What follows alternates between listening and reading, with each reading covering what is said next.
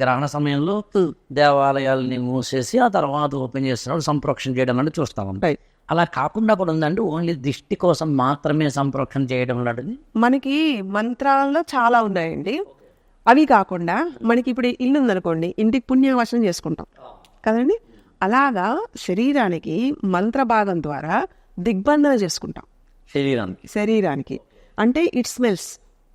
నీ మూలాధార చక్రం చాలా బలంగా ఉంటున్నప్పుడు, నీ వాసనా బలం ఎక్కువ ఉంటున్నప్పుడు ఎలాంటి వాసన రాబోతుందో అన్నది శరీరం చెప్తుంది. కాబట్టి అది వినే ప్రయత్నం చేస్తున్నప్పుడు టు అవాయిడ్, అంటే అది వచ్చినా మనకి అంటకుండా ఉండేలాగా, అంటే యాక్షన్కి రియాక్షన్ ఉంటుంది.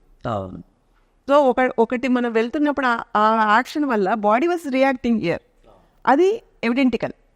దాంట్లో ఎక్కడ అయ్యో ఇది లేదా, ఇది ప్రూవ్ కాదా, సైంటిఫిక్ కాదా అనుకుంటాం, కానీ ఎఫెక్ట్ తెలుస్తుంది కదా. To remove that remedies, solutions చూస్తే మనకి సముద్ర స్నానాలు చేస్తాం. ఎందుకు చేస్తామండి? నదీ స్నానాలు చేస్తాం, ఎందుకంటే water has its own current. ఆ ఎలక్ట్రిక్ కరెంట్, వాటర్కు ఉన్న కరెంట్ మన బాడీ లోపలికి వెళ్ళగానే లేదా స్నానం చేయగానే it sinks it that it sheds of. అందుకే స్నానం చేసి బయటికి రాగానే తేటగా కనిపిస్తాం, అబ్బా ఎంత హాయిగా ఉందనుకుంటా. ఇవన్నీ వాటి భాగాలే. ఇవన్నీ ప్రొటెక్టివ్ వేస్. ప్రతి నెల కనీసం మన సముద్ర స్నానం, మాఘమాసం కూడా సముద్ర స్నానం చేయాలంటారు. ప్రతి నెల వీ షుడ్ డూ, అవకాశం ఉన్నప్పుడల్లా.